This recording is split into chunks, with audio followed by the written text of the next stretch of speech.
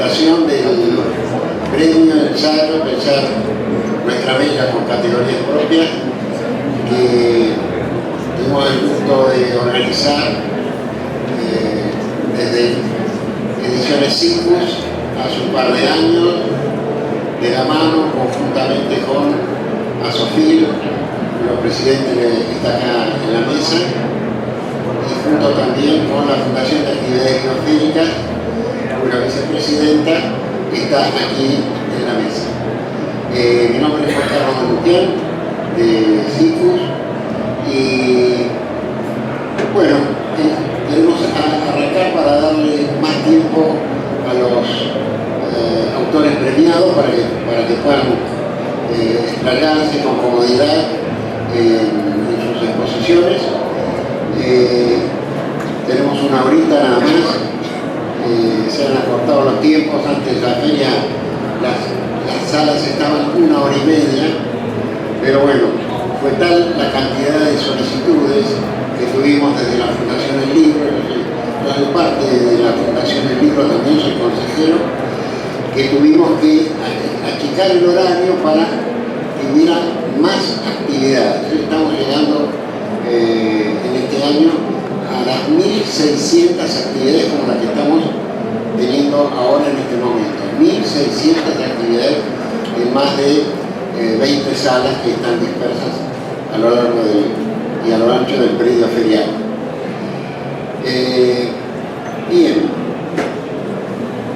El por qué estamos acá es porque hace un par de años nuestro proyecto cumplió 30 años cuando arrancamos junto con Octavio Getino, Coco Blaustein, Susana Velegia, Pablo Fundevila.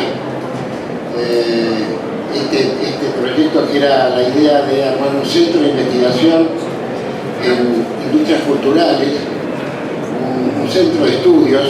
Pensamos también en armar una entidad de tipo académica, y el caso es que comenzamos a publicar, comenzamos a convocar amigos que pudieran acompañarnos en esta idea cultural que teníamos, esta idea de promoción de una determinada línea de pensamiento latinoamericano, humanista, y fue así que comenzamos a hacer publicaciones una tras otra, para sostenernos también, para convocar a gente que nos acompañe, y el proyecto paulatinamente se transformó en una editorial. Lo que pensamos que podía ser una escuela de cuadros para la cultura, devino en una editorial que, bueno, es otra manera también de participar de la construcción de un pensamiento, de una reflexión en las distintas materias que abordamos. En estos años, en estos ya más de 30 años, estamos orillando las 1.000 publicaciones y los 2 millones de ejemplares publicados, cosa que para nosotros es un orgullo, porque como una organización pequeña, humilde, creo que es un número, un aporte a ese caudal de material que necesita una comunidad para llevar adelante sus debates, sus construcciones, sus pensamientos, sus reflexiones, de una manera, si se quiere, participativa, de la mano de sus pensadores, sus investigadores, y nosotros cumpliendo nuestro rol de multiplicar esa palabra, en este caso la palabra escrita. Yo digo que somos una especie de megafón, que ampliamos la palabra de nuestros compañeros de ruta, en este tantanaco que yo digo, este encuentro de investigadores, pensadores, militantes de las causas populares también. Y bueno, cumplimos ese rol que nos fuimos construyendo también con mucha alegría, con mucho orgullo y con mucho convencimiento. Yo, entre las alianzas que hemos hecho, que son decenas de instituciones académicas, universitarias, sociales, culturales, la relación que hemos forjado con ASOFIL, una estructura de formación y de estudio que va a desarrollar su presidente, yo desde el primer día que dieron un curso por el año 85 fui parte de la charla del curso que dio Mario Casalla, y desde ese momento no me desligué más. Y tenemos la suerte en Ediciones Cicus, junto con Federico Jiménez, que está acá, de haber publicado a más de 14 miembros de ASOFIL. Y lo voy a nombrar muy rápidamente: Mario Casalla, Enrique del Percio, Roberto Doberti, Ana Zagari, Diana Bracera, Pancho Gaitán, Margarita Lampides, Juan Carlos Escanoni, Alfredo Manson, Teodoro Bot, Jorge Rachid, Cristina Campaña, Ricardo Gómez y Virasol. Fíjate vos qué cantidad de compañeros que han confiado sus trabajos, sus reflexiones a nuestra editorial, cosa que nos llena de alegría y de orgullo. Y es por eso que también el premio era seguro que teníamos que hacerlo conjuntamente, porque además nosotros cumplíamos 30 años y ASOFIL cumplía 35. Y además se habían cumplido los 50 años de la creación de la corriente de la filosofía de la liberación, que también van a mencionar los compañeros. Bien, yo como una manera de presentación y de despedida, para que después yo le voy a dar la palabra a Mario y luego presentar a la asociación y al último libro que publicamos juntos, que es Filosofía de la Liberación. Diana va a hacer la presentación del premio y va a ir llamando de a uno a los amigos ganadores, a los amigos premiados. Decía que a modo de presentación y despedida les quiero leer un texto que nosotros acostumbramos a poner en las últimas páginas de nuestros libros, y en este caso, los últimos años, tenemos esta frase que dice: somos gente de palabra. Tomamos de ella su capacidad de construir comunidad, conciencia y una cultura de hermandades. Palabra escrita, hecha libros semilla, que nos ayuden a transitar el camino hacia una sociedad más justa e igualitaria, rumbo al buen vivir. Palabras puente y no muros. Corren tiempos en los que se las manipula para el desencuentro, la división, la xenofobia. Se las usa como excavadoras para ensanchar y profundizar grietas, como señuelos consumistas que enmudecen el daño a nuestra casa común. Si la verdad nos hará libres, el engaño premeditado persigue esclavizarnos, colonizarnos. Palabrería irresponsable de pícara impostura, enfermando el entendimiento común de los sentidos, martillando informaciones falsas. Naturalizar la posverdad no es otra cosa que la celebración de la mentira. Nosotros somos los que le gritan al rey desnudo.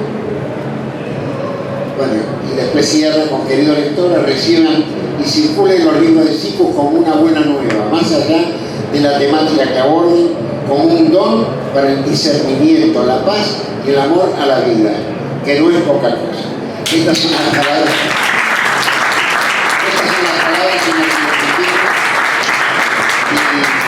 Y este es el espíritu que nos permite llevar adelante un proyecto bastante complicado, como es un proyecto empresarial desde una propuesta social y comunitaria como es la de la Fundación Cicus.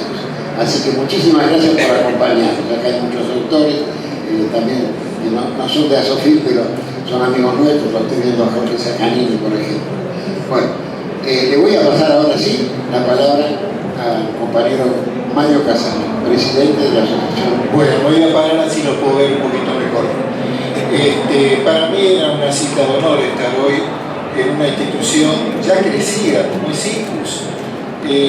Yo conocí a CICUS desde su inicio, cuando tenía un departamento en la calle Combate de los Pozos. Yo trabajaba en el Senado junto a Antonio Cafiero y varias veces me crucé a verlos, a hablar con ellos. Y efectivamente empecé a ver crecer a un empresario nacional en el campo dificilísimo de la industria editorial, que fue creciendo, que este catálogo de casi 1000 títulos, que les aconsejo verlos, no nació de un repollo, empezó despacito, se fue generando, y hoy podría decir que es una maravillosa realidad de libros hechos con capital argentino, vendidos a un precio razonable. Y nosotros como institución, esta Asociación de Filosofía Latinoamericana y Ciencias Sociales, muchos de cuyos miembros de su consejo académico están acá y hemos sido a su vez jurados de este excelente premio, del cual hoy va a hacer mención Diana Braceras con los 30 años de CICUS. Bueno, ese catálogo merece ser visto. Dos palabras sobre el libro nuestro. Yo creo que publicar un libro es tirar una botella al mar. Hay lectores. Yo tengo prueba concreta que CICUS ha montado una más que razonable distribución. El último libro mío hizo 4 ediciones. Seguramente el planeta está en más lugares, y Sudamericana también, pero esto es nuestro. Yo siempre digo que así como existe una línea de bandera, nosotros tenemos un editor de bandera. Publicamos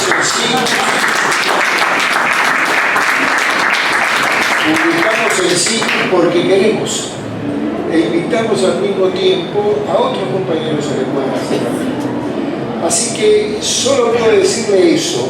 He escrito un prólogo, recordó recién Coco, que se cumplieron 50 años del nacimiento de la filosofía de la liberación en la Argentina. Efectivamente, fue después del segundo Congreso Nacional de Filosofía. Los filósofos argentinos se habían reunido en el primer congreso en el 1949, del cual surge la comunidad organizada. El segundo congreso, por los vaivenes del país, etcétera, pasaron añares internos. Y de pronto en la ciudad de Córdoba, en Altagracia, bajo otra dictadura militar, estaba el Ongañato dando vueltas por allí, un grupo de jóvenes que no nos conocíamos entre nosotros. No nos habían dado, por supuesto, ningún plenario. Entonces había una serie de simposios a los que iba poca gente, pero había uno que se llamaba Pensamiento Latinoamericano. Yo le dije, yo venía con Kush desde Salta. Y le digo al gringo, mirá, vamos a ese que se llama Pensamiento Latinoamericano, va a haber alguno. Bueno, empezó a entrar un muchacho que se llamaba Duce, empezó a entrar un cura que se llamaba Escanone. Bueno, y ahí nos juntamos. Y ahí se largó una botella al mar y dijimos una cosa que es clave, y con esto redondeo. Lo importante es la continuidad, la permanencia y hasta la tosudez de hacer algo. Nosotros salimos de allí mismo hicimos algo, no querían dejar entrar a los estudiantes. Entonces fuimos, porque decían que no, que iban a hacer lío. Bueno, abrimos una tranquera que estaba allí y que entren los estudiantes al hotel. Y no hicieron, eran estudiantes de filosofía, no eran demonios. Bueno, y dijimos, vamos a reunirnos, eso fue en julio, vamos a reunirnos en el verano en algún lugar. Apareció la casa del arzobispado de Córdoba, que tiene una casa de descanso en Santa Rosa de Caramuchita. Y así fuimos todos, nos juntamos y empezó una larga historia. Y empezó un entrelazamiento. A Sofía hace una actividad, hace un seminario de un año, 10 sesiones, una al año, una al mes, con un único tema pero tomado de diferentes perspectivas.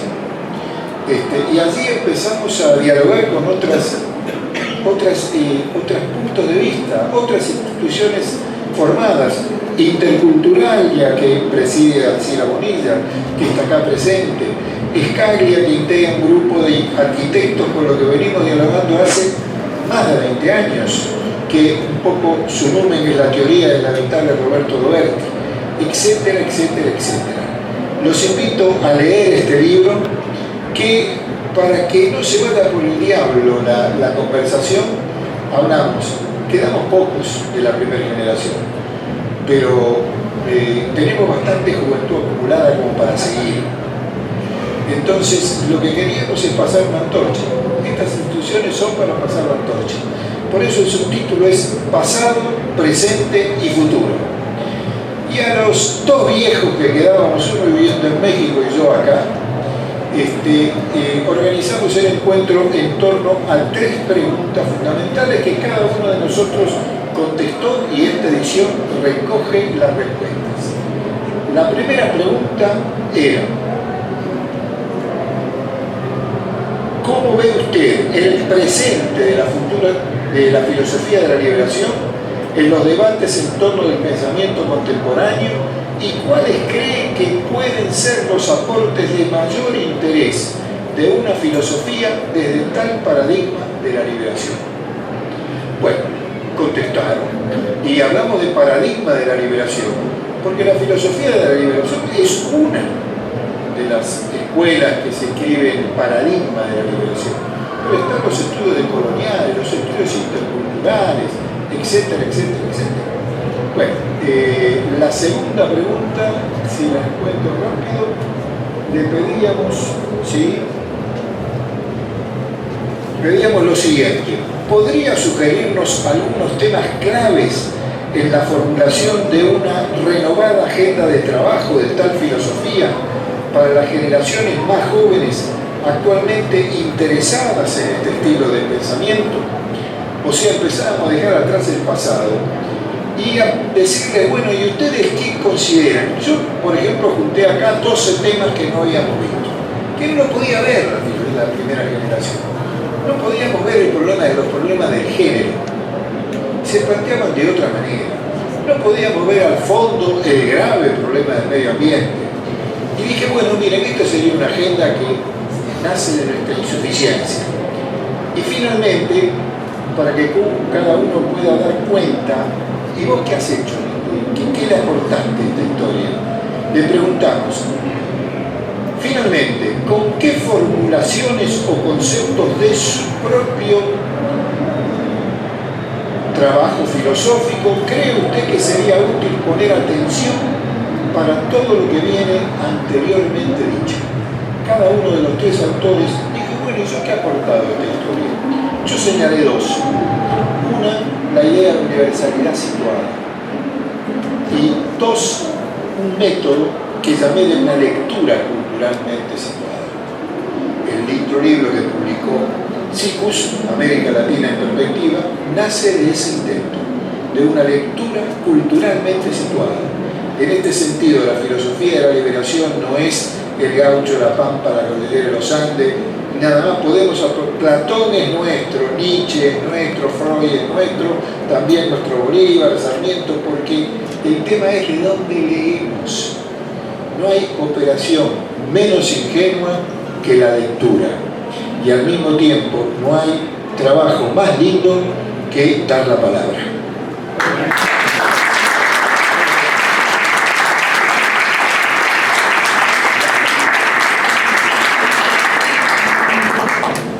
Bueno, buenas tardes, muchas gracias a todos por acompañarnos, especialmente en esta pequeña fiesta para Sikus, para Asofí, para la filosofía de la liberación.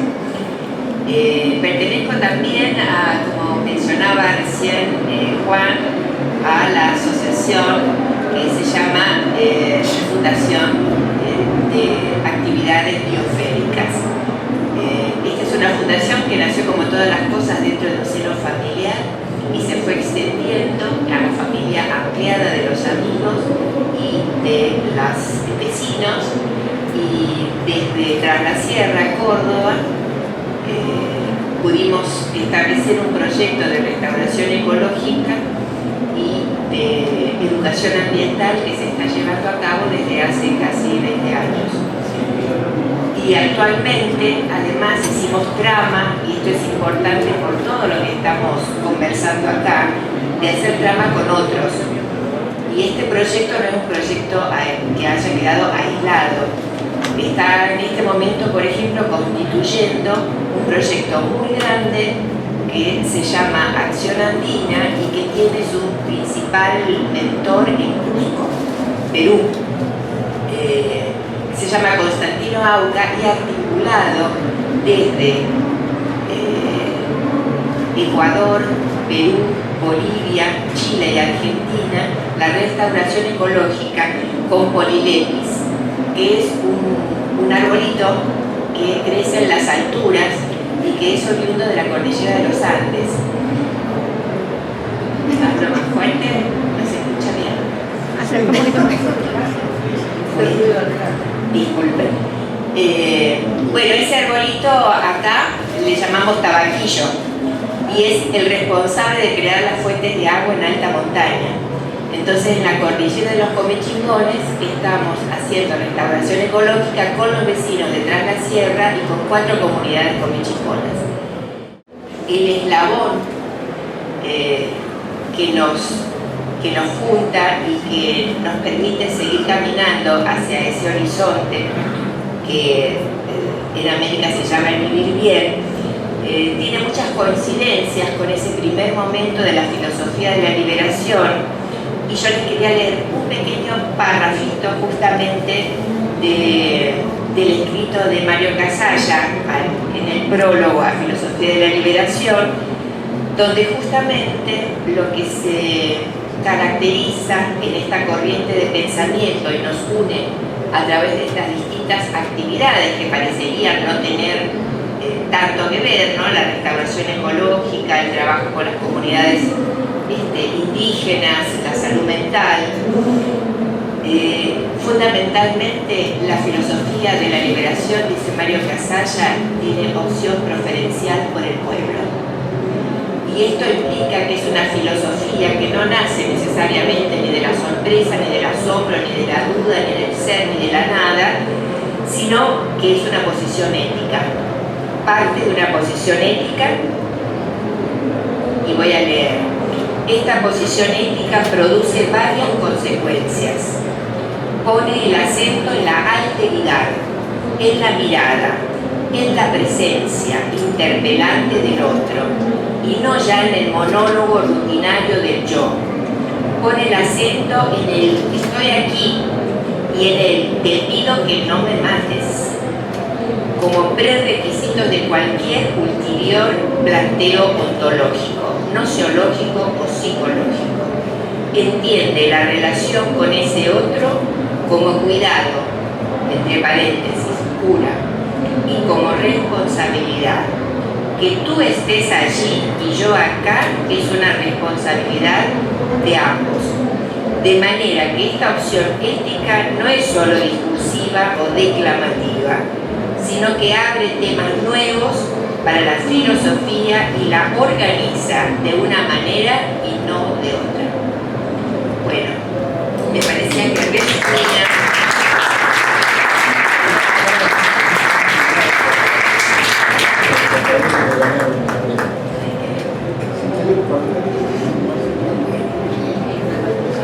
Bueno, pasamos entonces al momento más esperado, que es la nominación de los 3 trabajos que el jurado de Asofil determinó como ganadores. Les cuento que recibimos muchísimos ensayos, muchos más de los que nos imaginamos, más de 60, por lo cual el trabajo de selección fue muy arduo y agradezco muchísimo al jurado de Asofil, que muchos están acá, y que anónimamente eligieron los mejores trabajos, y hay toda una red ya de amistad que se va tejiendo entre nosotros y los premiados, que obviamente tenemos en común este trabajo ético respecto del pensamiento y del hacer, fundamentalmente del hacer, porque no solamente con la palabra se hace, sino se piensa también con los pies y con las manos. Y casualmente también tenemos entre nuestros premiados gente que nosotros decimos en porteño patea el territorio, o sea, camina el territorio, y también tenemos un músico que con sus manos también está pensando y sacarnos esta idea tan eurocéntrica, tan blanca, tan moderna de que lo que pensamos está acá, en la cabeza, ¿no? Pensamos con el cuerpo propio y fundamentalmente a través de la relación con el cuerpo de los demás. Si no, no podemos ni siquiera pensar, no somos entes autónomos. Así que,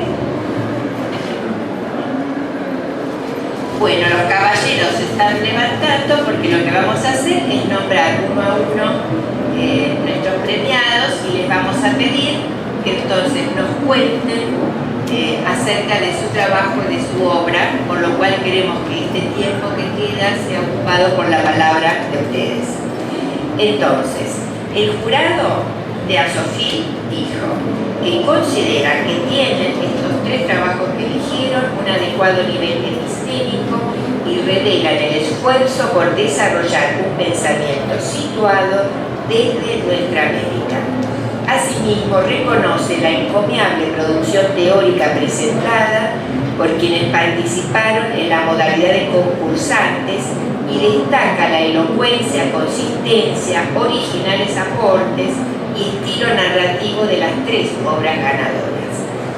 Voy a pedir entonces que se acerque a este estrado a Verónica Scorsese, que es argentina, que es doctora en comunicación y socióloga, profesora de la Universidad Nacional de La Plata, y su obra ganadora es Ética, Poder y Tecnologías, un ensayo desde el sur global.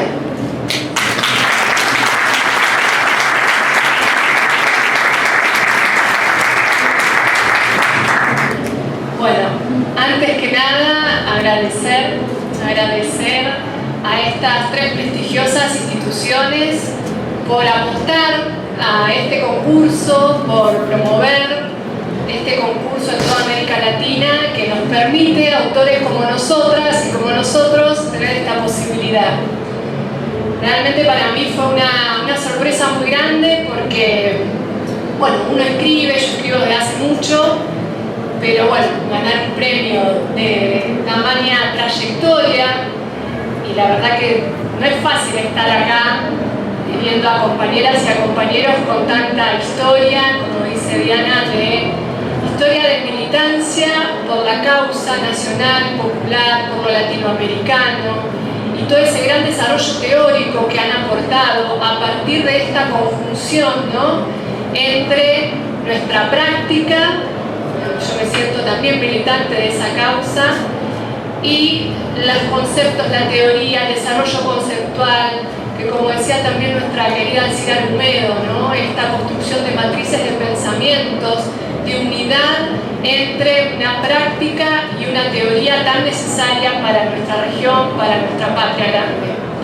Eso intenté hacer en este ensayo, en esta obra, unir esta pasión y esta necesidad que tenemos como región de avanzar en términos de soberanía y de liberación, pensando específicamente un tema que yo trabajo desde hace mucho, que fue también fue mi tesis doctoral, ¿no? Ahí fue como un punto de inflexión en donde ya me dediqué a este tema de las tecnologías, las TICs, la inteligencia artificial, algo que a veces parece muy lejos de la militancia y que creo que es un tema estratégico que hoy está modificando las sociedades, la economía, la política, la cultura, y que creo que como militantes tenemos que abordarlo, trabajarlo, poder conceptualizarlo, pero con nuestras categorías. Ese creo que es nuestro gran desafío. Atrás de estos mitos que aparecen de la tecnología como universal y como neutra, se esconde también una colonización cultural respecto de cómo hablamos de las tecnologías, ¿no? Hablamos justamente como si hubiera solamente una tecnología, como si esta técnica y esta tecnología tendríamos que incorporarla sí o sí en nuestros pueblos sin ningún tipo de reflexión. Y creo que justamente ya desde Kush nosotros aprendimos que hay que parar la pelota ahí, ¿no? Cuando nos dicen que esta tecnología es mejor que todo lo que nosotros hacemos, que todo lo que nosotros usamos en términos tecnológicos y la tenemos que importar, ahí hay un problema que es principalmente un problema de soberanía. Es un problema que hace que nuestros pueblos continúen en este esquema de subordinación geopolítica, ¿no? Algunos autores hablan de un nuevo colonialismo tecnológico. Yo creo que es una continuidad, ¿no?, de las viejas estructuras coloniales en términos estructurales. Entonces me parece central, y un poco desde esta obra lo que quise hacer es abordar primero esta noción, esta idea del mito de la neutralidad de la tecnología que se nos impuso, poder ponerlo un poco patas para arriba, poder analizar, diagnosticar el terreno de las tecnologías y ver que también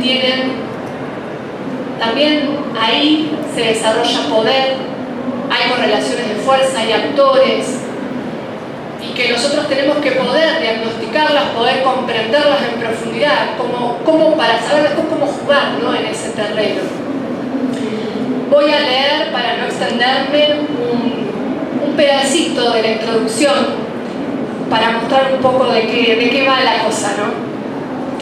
Abordar desde América Latina y el Caribe estos fenómenos de alcance y escala global implica necesariamente profundizar e indagar en nuestras raíces culturales y determinar los desafíos históricos políticos que tenemos como región. Es desde un pensamiento situado que se puede abordar estos problemas globales sin caer en vagas generalidades, ¿no?, que no aportan nada a la realidad de nuestros pueblos. Posicionarnos como un bloque de poder regional con capacidad de incidir en la reconstrucción de un mundo multipolar implica problematizar hasta qué punto continúa habiendo un nosotros. Pararnos como región en estas relaciones de poder implica resignificar las historias de lucha y de resistencias. La negación de las tecnologías hegemónicas desde el desarrollo teórico de Rodolfo Kusch es un preconcepto epistemológico necesario que atraviesa esta propuesta, este ensayo, una negación analítica para poder pensar los desacoples que tendremos que afrontar. El desafío de dejar de ser meros dadores de materias primas y ahora también de datos, y consumidores ya no solamente de bienes, sino también de bienes tecnológicos, para pasar a ser constructores de una tecnología propia, original, latinoamericana. Sin duda, diálogo, intención e intercambio con estas tecnologías dominantes, pero necesitamos producir un giro cognitivo que otorgue un sustrato a nuestras decisiones políticas, ¿no? Implica animarse a inventar nuevos caminos, no solo pensando en la copia de modelos extranjeros, e incluso poner en cuestión el concepto de desarrollo. Así también problematizar el vínculo entre sujeto, pueblo, comunidad organizada y los estados nacionales para consolidar un empoderamiento popular. Es en este sentido que este ensayo pretende ser un disparador para problematizar cómo estas tecnologías están afectando nuestra vida política, cómo modifican el rol del sujeto, cómo intentan imponer una episteme tecnocrática occidental, cómo conjugar estos fenómenos con nuestras propias historias de lucha y conceptuales que ya han caminado mucho y tienen mucho para aportar respecto de justamente una innovación tecnológica propia original. Creo que acá está siempre el mismo dilema, o inventamos o erramos. Sí, muchas gracias.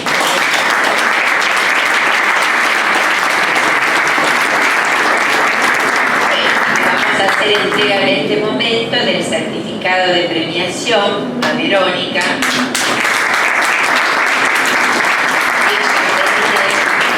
Diseñado por Federico y por Alejandra, que es la nueva generación Cicus, que se va a hacer cargo del editorial para su futuro.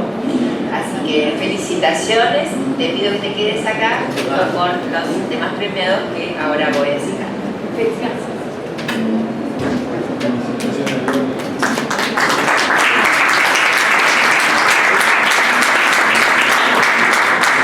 El premio va a ser obviamente la publicación del ensayo en forma de libro de papel y digital, y también de la Fundación de Actividades Biosféricas la invitación a conocer el proyecto de las 1000 hectáreas que han juntado la Fundación con los vecinos de Reserva Ecológica, para que lo puedan conocer al proyecto y a los 8 proyectos que nosotros estamos coordinando junto con Acción Andina.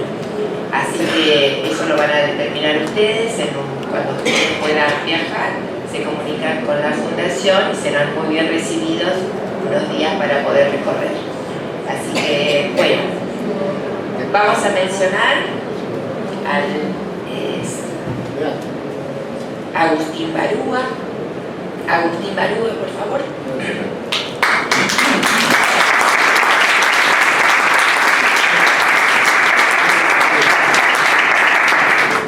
Agustín es nacido y criado en Asunción del Paraguay. Su obra es Ella desencuadrar, del encierro hacia el diálogo, libertad, cuidado, diversidad psíquica y comunidad. Agustín es psiquiatra placero, nos va a contar qué entendemos por eso, y antropólogo. Y el ensayo ganador había tenido ya una pequeña edición en Paraguay. Su editor está en este momento en primera fila.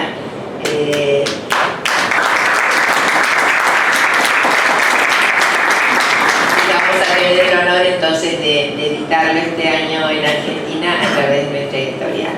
Ahora las palabras de Agustín, que nos va a contar de su obra y de su trabajo en Paraguay y en otros lugares donde también visita y ha tenido su forma de confrontar sus ideas con la clínica comunitaria que lo caracteriza.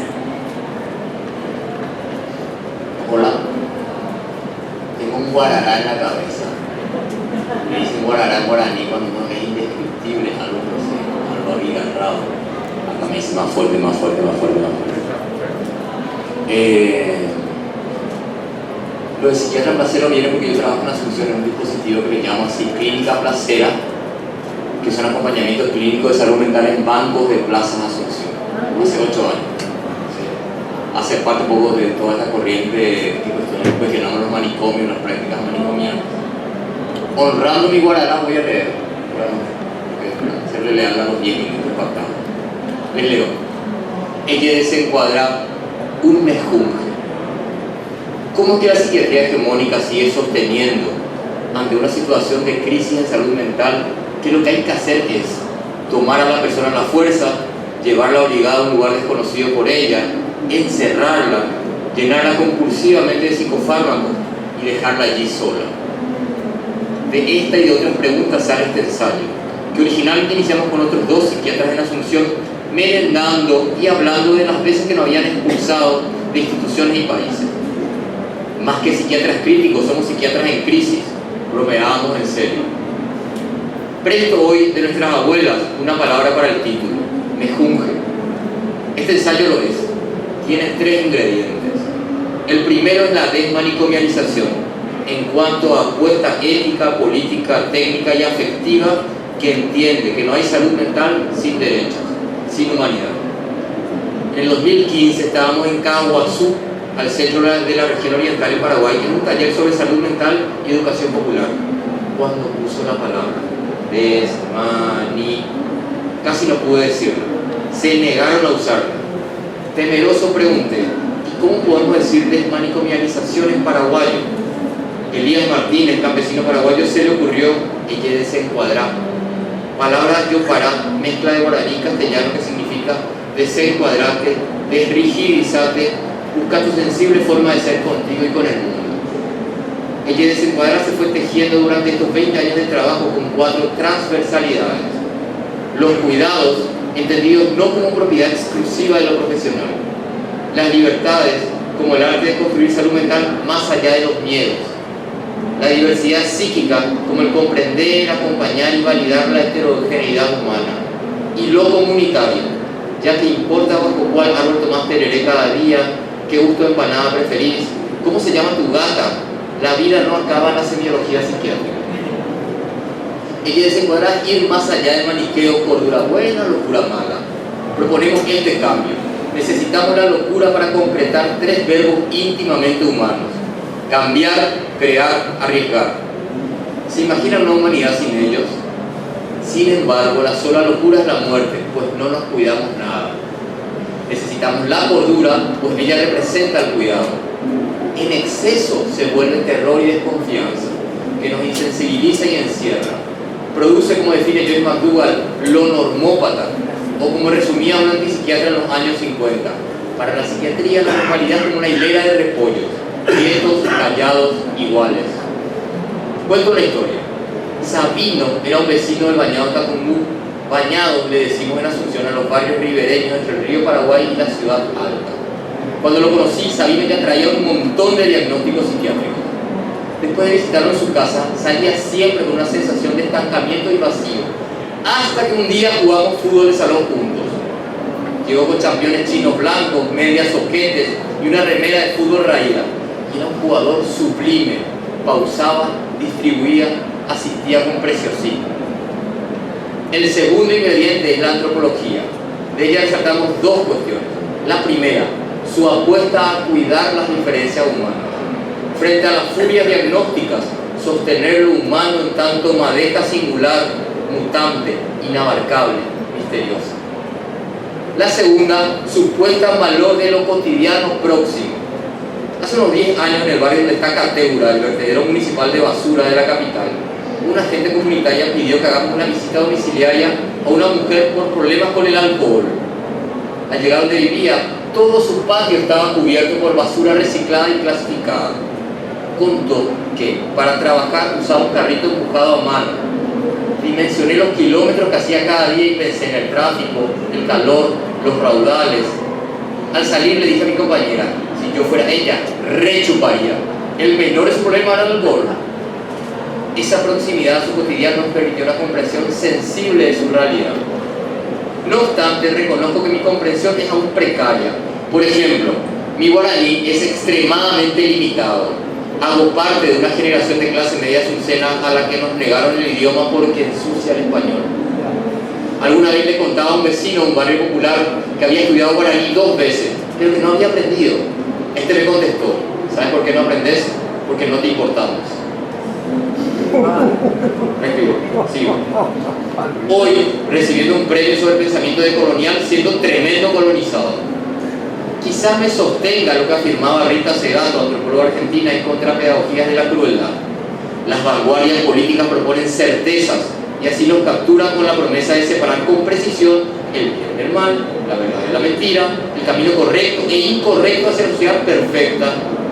Los pueblos nos enseñan que la buena forma de caminar es soportar la ambivalencia, la realidad de lo inconsecuente, de lo incoherente, de lo contradictorio, como es vivir en el mundo del blanco y también fuera de él.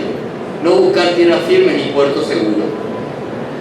Silvia Rivera Musicante, socióloga boliviana, abunda en esto, planteando la identidad chiquí del ser social sudamericano, una identidad mezclada, híbrida, impura.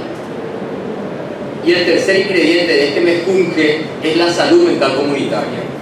El título del ensayo habla de un movimiento, del encierro hacia el Bu'á, palabra guaraní que significa alegría comunitaria, convivencial, la alegría de que la otra persona tenga para uno sentido y significación. Rocío Ortega, estudiosa de las culturas guaraníes, amplía remarcando que Bu'á para los Paintaguterá también se vincula al hallarse e encontrarse con uno mismo, un camino de introspección al ser. Entre el 2005 y el 2008 trabajé en Villas de zona sur de Fernando de la Mora, una ciudad colindante con Asunción. Allí se conformó un grupo de mujeres llamado Las Chismosas. Preocupadas preocupadas por sus hijos y nietos, judicializados por robo y uso de drogas ilegalizadas, viviendo mucha violencia institucional. Con ellas conocí una palabra que usaban frecuentemente y que no entendía: fiestear. Hasta que les pregunté y me explicaron. Era hacer chistes, reír, poner música, cantar, cuando enfrentaban una realidad dolorosa que sabían que no podían cambiar. Hoy, domingo 30 de abril, son las votaciones generales en Paraguay. Suele decirse que el Partido Colorado, el de la dictadura tronista, ha perdido apenas una votación en los últimos 76 años, gracias a su prebendalismo y a su impune terrorismo de Estado. Pero creo que hay un tercer punto velado. En 1870, al acabar la guerra de la Triple Alianza, no quedó Paraguay. Arrasadas las personas, la economía, el territorio, el palacio presidencial con bandera brasileña flameando, el ser paraguayo como identidad ya no tenía con qué sostenerse. Unos años después, en 1887, se funda el Partido Colorado, desde el que se fue generando una nueva identidad: ser colorado. Postulo, funcionó y funciona como sustituto de aquella identidad nacional pulverizada, enloquecido sostén subjetivo ante el devastamiento. Mientras que Paraguay no trabajemos ante el duelo genocida que sigue operando como trauma intergeneracional, temo que seguiremos manteniendo esta esclavitud emocional.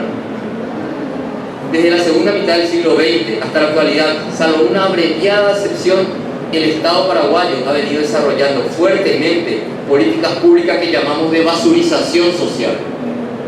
La combinación entre un marco legal formal que garantiza derechos en el papel, por un lado, y por otro, una práctica extendida que privilegia a las élites, produce este mensaje: aprende sin plata, aunque sea tu derecho, no importas, no mereces, sos basura. Dedico este premio a ese país de basurizados, al país de los sabinos, al país de las chismosas, de las recicladoras a mano, pese a tanta lápida, a su rebelde, casi hay y tenaz insistencia en vivir.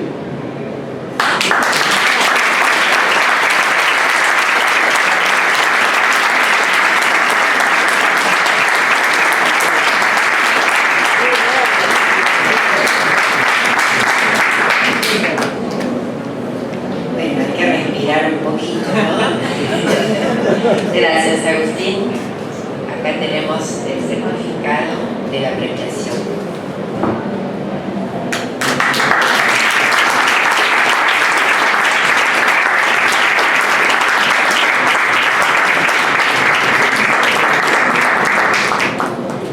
Bueno, y ahora vamos a dar la palabra a Juan José Pérez Peña.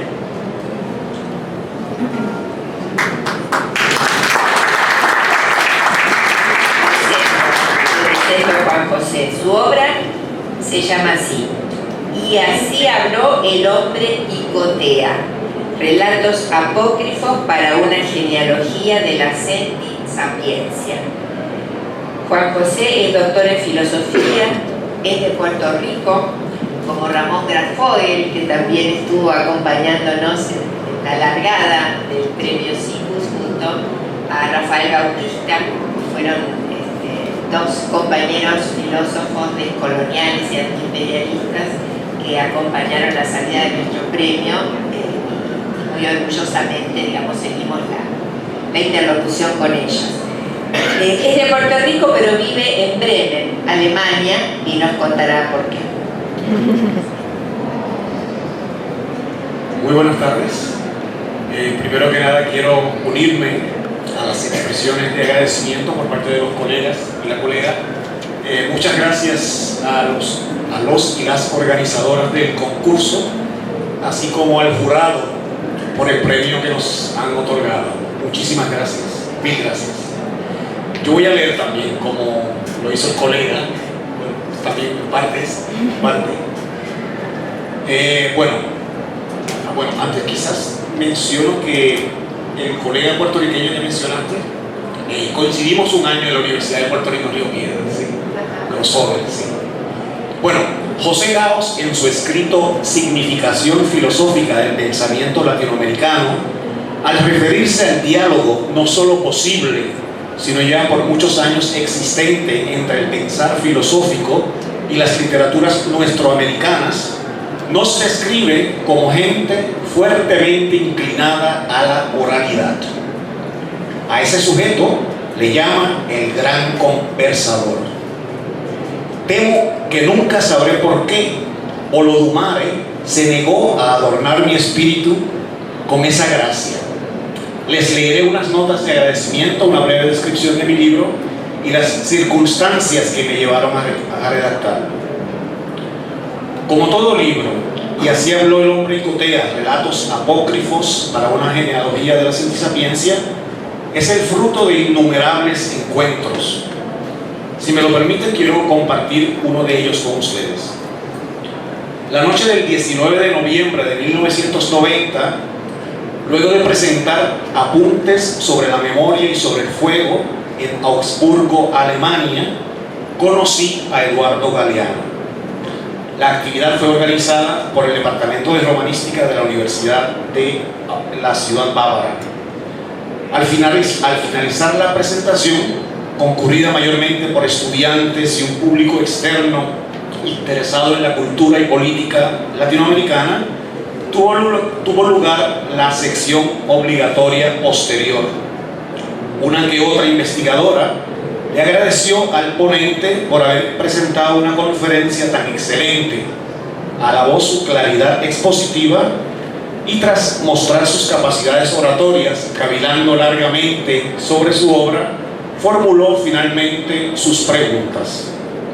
El versado intelectual respondió a todas y cada una de ellas con elocuencia, mostrando nuevamente su elegancia, la creatividad, el humor y sobre todo la inteligencia sentiente que caracterizaban sus charlas, así como todo lo que llevaba al papel. Al terminar la actividad, un profesor del departamento nos presentó. Luego de compartir un buen rato con un grupo de asistentes, hablando con él sobre el hijo más ilustre de la ciudad, Bertolt Brecht, y su personaje más famoso, Mackie Mesa, me dijo que no disponía de mucho tiempo porque tenía que irse el próximo día temprano, por lo que me pidió que le mostrara un poco la ciudad. Y lo llevé a un par de estudiantes, luego de mostrarle los monumentos obligatorios. Allí, entre tragos y humaredas de tabaco, me relató el encuentro de Orlando Fals Borda con un sentisabio pescador de la costa caribeña colombiana. Fue así como escuché por primera vez la palabra o el término sentipensar. Claro, ese encuentro en sí no explica del todo por qué posteriormente, luego de unos 32 años, escribí un libro dedicado al tema.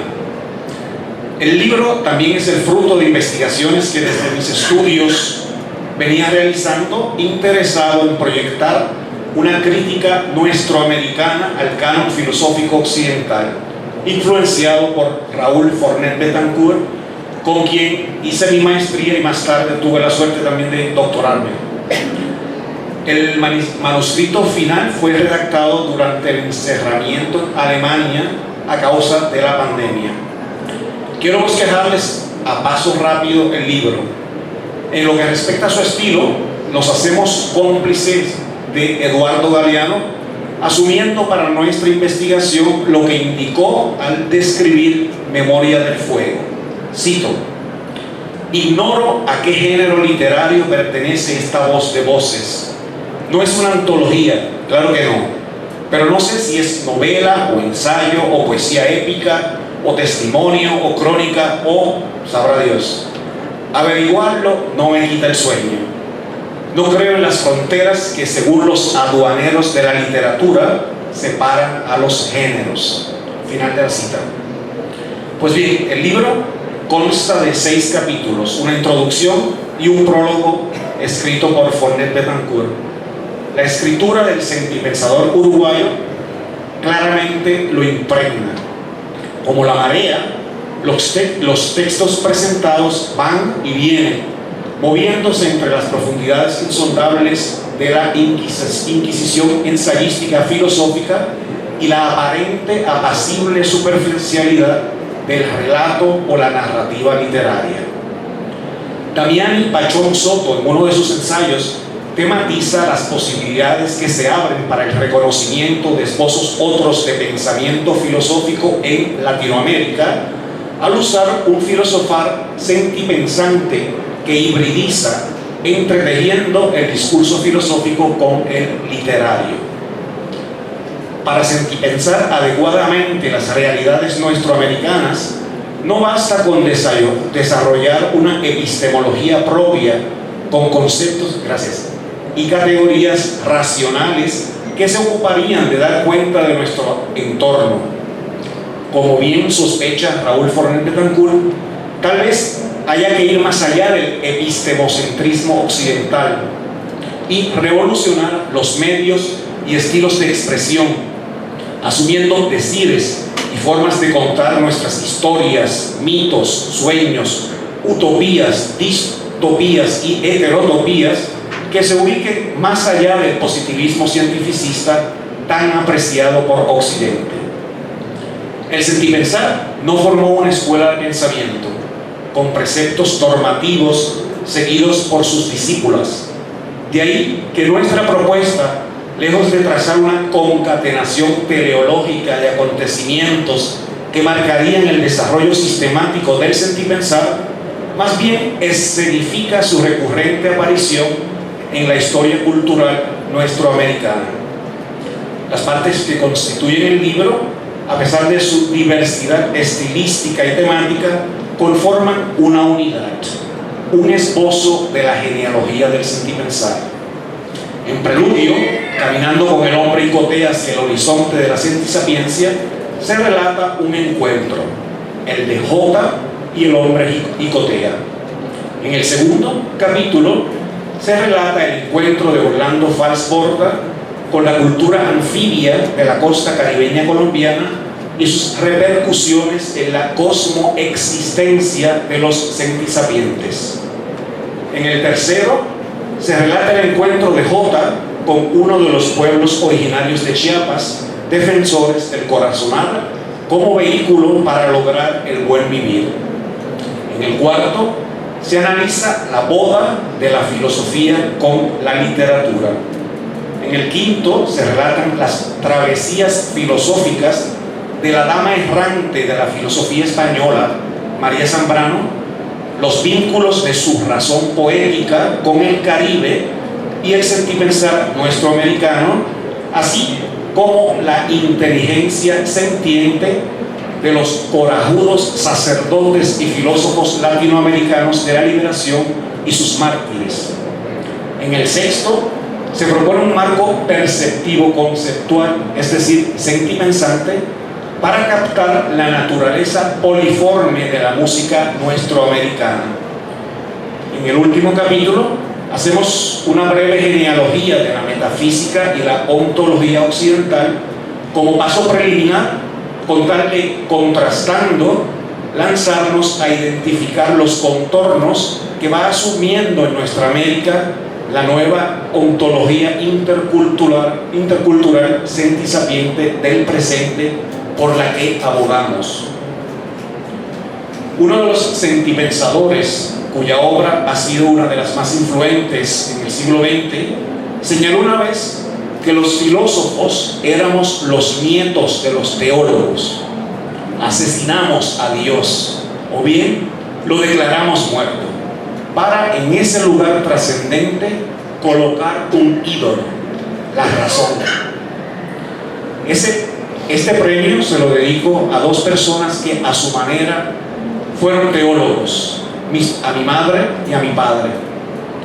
Gloria Peña Esteban, directora de coros, nacida y criada en la música gospel de Nueva York, gran crisol afroamericano, me mostró cómo disfrutar del encanto y el placer de la creación artística y su poder sugestivo.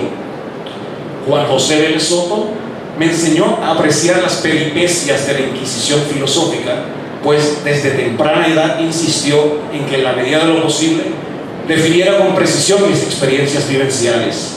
Fue mi primera lección filosófica. De ellos dos heredé el amor por el arte y el concepto. A ustedes dos les dedico este premio. Asimismo, también se lo dedico a mi compañera Ingrid Stadelman. Sin ti no creo que hubiera logrado llegar a este lugar. O sea, tu apoyo tanto sentimental como intelectual ha sido muy grande. Muchas gracias, Ingrid.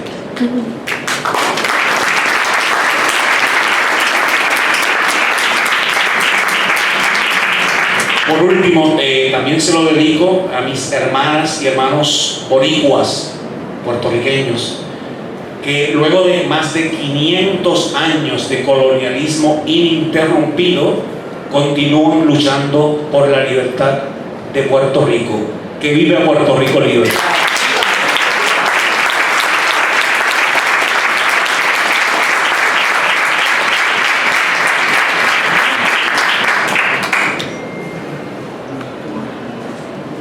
Placer, ¿no? Poder escuchar a estos amigos latinoamericanos, gracias a esta entrecruce que hicimos con ASOFIN, con la Fundación de Actividades Biosféricas, para celebrar, festejar nuestro cumpleaños número 30. Así que estamos contentísimos. Yo digo que la actividad editorial es un privilegio que nos lleva a conocer centenares de personas inteligentes, sensibles, estudiosas, generosas, pero por sobre todas las cosas, que lo que más nos importa en CICUS, buenas personas. Y esto es, creo, parte de nuestro mérito como para llevar adelante un proyecto que también destacaba Mario recién, en cuanto a, digamos, entrecruzar lo que es sueños, proyectos, ideas, que es lo que portan los libros, con la actividad material de llevar adelante, que es financiamiento, compras, ventas, o sea, un negocio como cualquier otro. Es un cóctel bastante complicado, y que hayamos tenido este resultado para mí me llena de orgullo, y yo, así como él agradeció a su compañera, también agradezco públicamente a Diana Braceras el hecho de que estos últimos años hayamos transitado juntos como para llegar a este lugar de reencuentro con todos estos amigos. Así que, gracias.